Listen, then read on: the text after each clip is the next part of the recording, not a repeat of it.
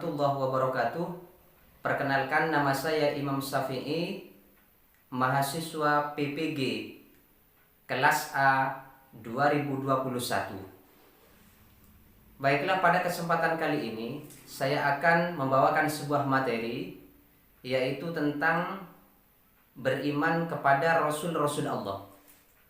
Tahukah kalian apa yang disebut dengan beriman kepada Rasul-Rasul Allah itu?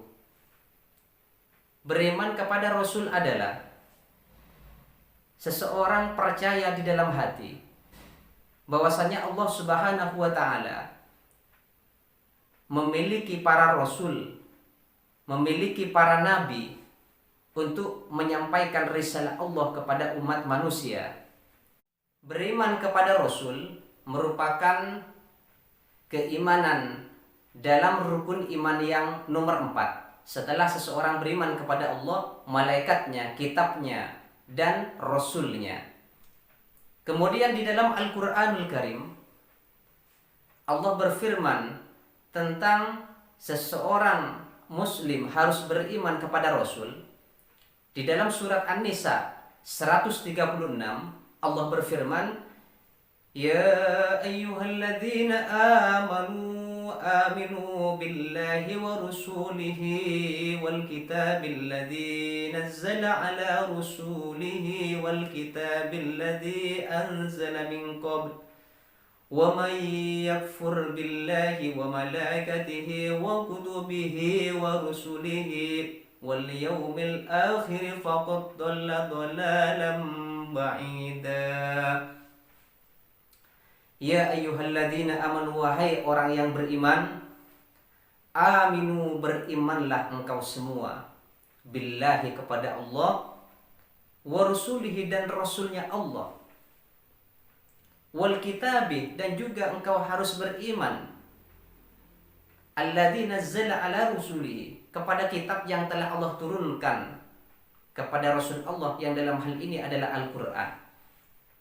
Wal kitabi, juga engkau harus beriman alladzi anzala min qabl, wal kitabil ladzi anzala min qabl, dan juga engkau harus beriman kepada kitab yang diturunkan sebelum Al-Quran, yang dalam hal ini adalah kitab Taurat, kitab Zabur, dan kitab Injil.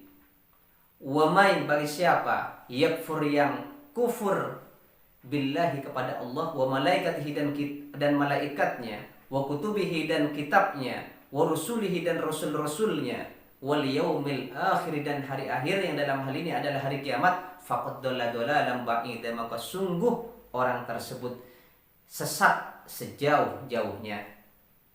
Ini adalah merupakan sebuah perintah Allah di dalam surat An-Nisa 136, bahwasanya Allah menganjurkan atau menyuruh seseorang muslim agar supaya beriman kepada rasul-rasulnya. Ada berapakah rasul Allah? Barangkali kalian mungkin tahu. Makanya di sini ada perbedaan rasul dengan nabi. Secara keseluruhan, nabi dan rasul itu jumlahnya 124.000. Itu nabi dan rasul. Akan tetapi rasul Allah itu hanya berjumlah 313. Apa perbedaannya nabi dan rasul? Kalau nabi adalah seseorang yang menerima wahyu dari Allah hanya untuk dirinya sendiri, tidak diwajibkan untuk menyampaikan risalah Allah itu kepada umat manusia. Itu definisi tentang nabi. Jadi nabi itu adalah orang pilihan Allah yang menerima perintah dari Allah hanya untuk berlaku kepada dirinya, karena dia tidak punya umat. Dan juga risalah yang diberikan oleh Allah itu tidak harus disampaikan kepada orang lain. Itu nabi. Sedangkan rasul adalah seseorang yang dipilih oleh Allah untuk membawa risalah, pesan dari Allah, untuk juga disampaikan kepada umat manusia. Jadi kalau rasul itu adalah orang yang menerima perintah dari Allah berupa ajaran-ajaran Allah agar supaya ajaran tersebut disampaikan kepada umat manusia. Tentu di dalam hal ini kalau Rasul adalah orang yang memiliki umat seperti Nabi Muhammad, Nabi Nuh, Nabi Idris, dan lain-lain. Di dalam Nadham itu dijelaskan seseorang harus beriman kepada Rasul Allah yang 25.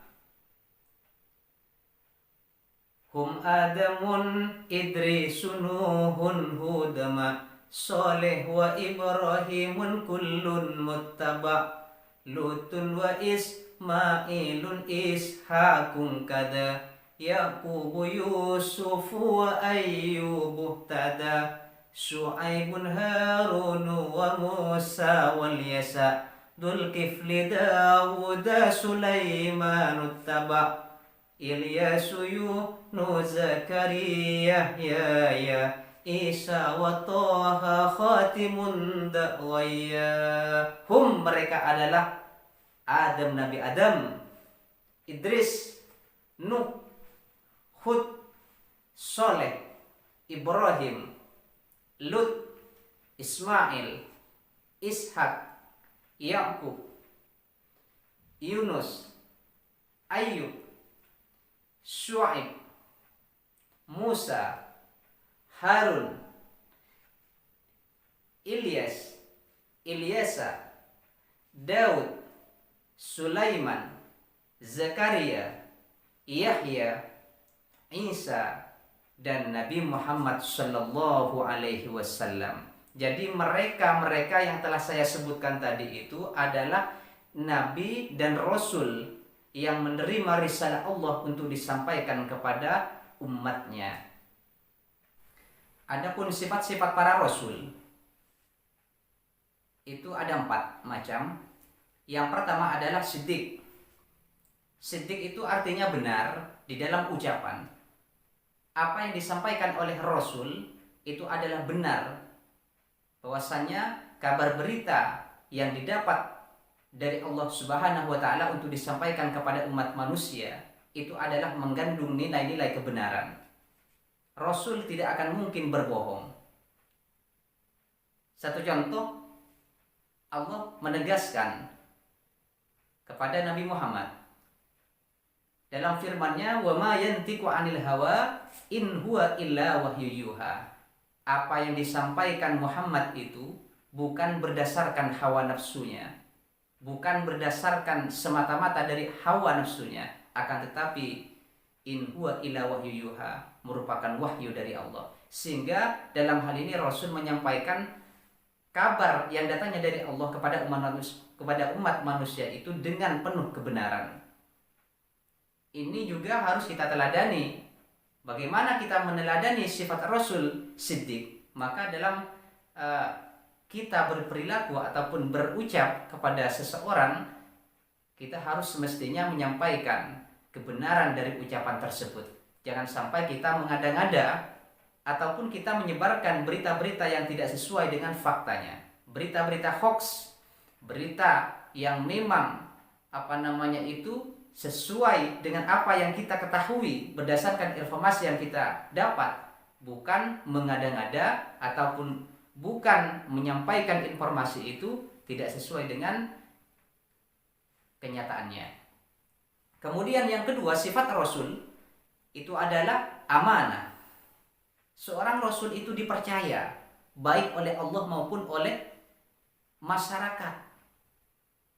Karena Rasul tersebut tidak mungkin khianat. Apa yang disampaikan oleh Allah kepada Rasul tersebut untuk disampaikan kepada umat manusia berupa informasi-informasi ataupun berupa ajaran-ajaran yang diberikan Allah kepada Rasul itu, dia akan menyampaikannya kepada umat manusia dengan sebaik mungkin tanpa dia berkhianat. Sehingga di dalam perilakunya seorang Rasul itu bisa menjadi suri tauladan kepada umat manusia, karena seorang Rasul itu sifatnya adalah ataupun perilakunya mengandung kepercayaan yang bisa diterima oleh masyarakat luas. Kemudian yang ketiga, sifat Rasul adalah tabligh. Tabligh itu apa? Tabligh adalah menyampaikan informasi yang didapat dari Allah Subhanahu wa taala untuk disampaikan kepada umat manusia. Jadi apa yang telah disampaikan atau diberitakan oleh Allah untuk disampaikan kepada umat manusia melalui Rasul ini, dia akan menyampaikannya tanpa melebih-lebihkan ataupun mengurangi dari isi berita daripada informasi yang didapat dari Allah untuk disampaikan kepada umat manusia itu. Jadi apa yang kita ikuti atau teladani di dalam sifat Rasul tabligh ini, bahwasanya kalau kita disuruh oleh seseorang menyampaikan suatu berita, maka kita harus menyampaikannya kepada orang lain berita tersebut, informasi itu sesuai dengan apa yang diinginkan oleh yang memberi berita itu atau yang memberi informasi itu. Kemudian sifat Rasul yang keempat adalah fatona. Fatona itu adalah cerdas artinya. Seorang Rasul itu tidak dipilih oleh Allah dari orang-orang yang tidak cerdas, orang yang goblok ataupun orang yang tingkat IQ-nya ini rendah. Karena apa? Karena Rasul ini adalah orang pilihan Allah yang membawa risalah yang berhadapan dengan umat manusia secara luas. Tentu di dalam hal ini adalah banyak tantangan-tantangan, risiko-risiko yang harus dihadapinya, sehingga dia memerlukan berpikir tinggi ataupun berpikir secara luas untuk menghadapi sekian banyak umatnya tersebut. Dalam hal ini adalah untuk mentauhidkan Allah, mengajak kepada umat manusia agar supaya manusia itu beriman kepada Allah. Maka Allah memilih Rasul tersebut dari golongan orang-orang yang cerdas. Hikmah beriman kepada Rasul, apa yang kita dapat setelah kita beriman kepada Rasul-Rasul Allah? Yang pertama adalah menambah ketakwaan dan keimanan kepada Allah Subhanahu wa taala. Karena memang manusia itu diciptakan untuk beribadah. Wa ma khalaqtul jinna wal insa illa liya'budun. Tidaklah aku ciptakan jin dan manusia itu kecuali mereka itu menyembahku, kata Allah. Kita melihat kisah-kisah para rasul.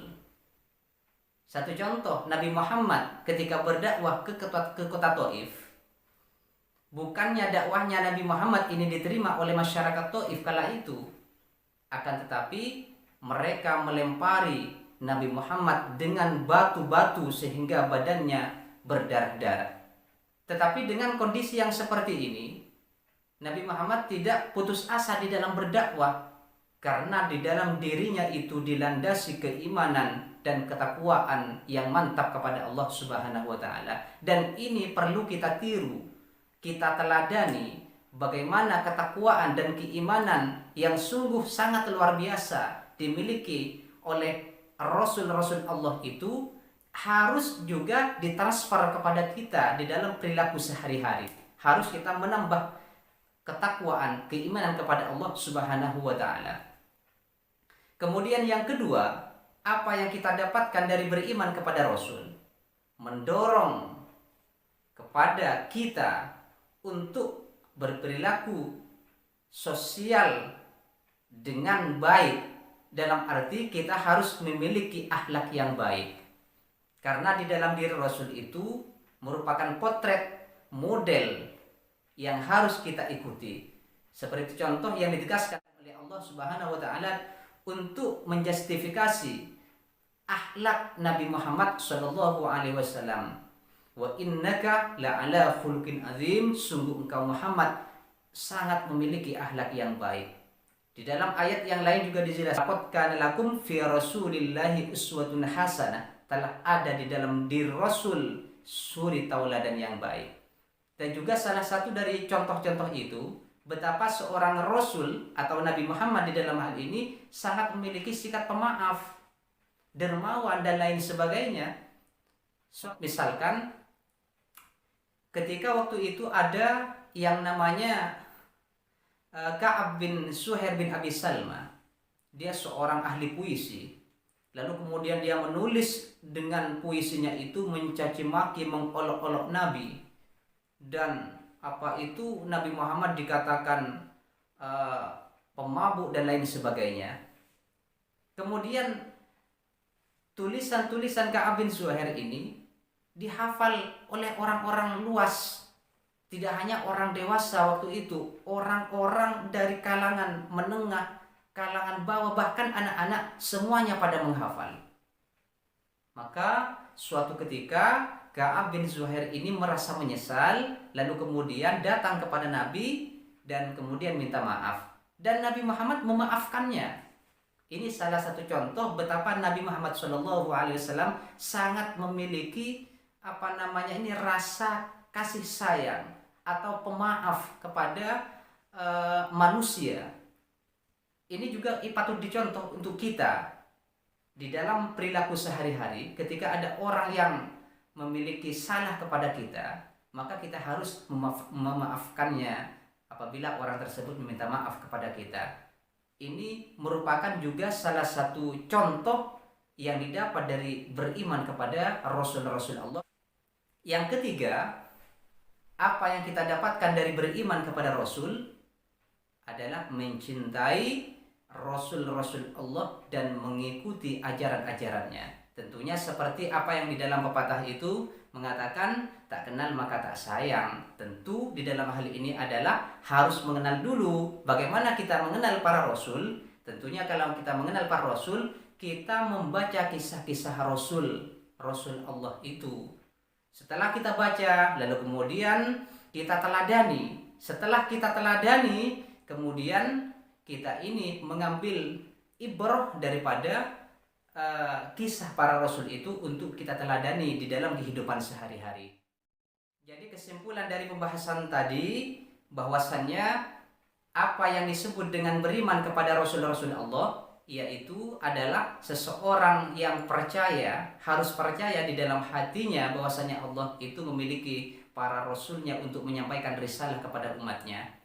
Kemudian sifat-sifat para Rasul, yang pertama adalah siddiq, yang kedua adalah amanah, yang ketiga adalah tabligh, dan yang keempat adalah fatonah. Dan yang terakhir adalah hikmah apa yang didapat setelah beriman kepada Rasul. Yang pertama adalah meningkatkan keimanan dan ketakwaan, yang kedua adalah mendorong perilaku sosial yang baik, dan yang ketiga adalah mencintai Rasul-Rasul Allah itu dan meneladaninya. Silahkan kepada kalian untuk membaca keterangan-keterangan dari sumber-sumber yang lain yang mendukung terhadap materi pelajaran beriman kepada Rasul-Rasul Allah. Sekian dari saya. Assalamualaikum warahmatullahi wabarakatuh.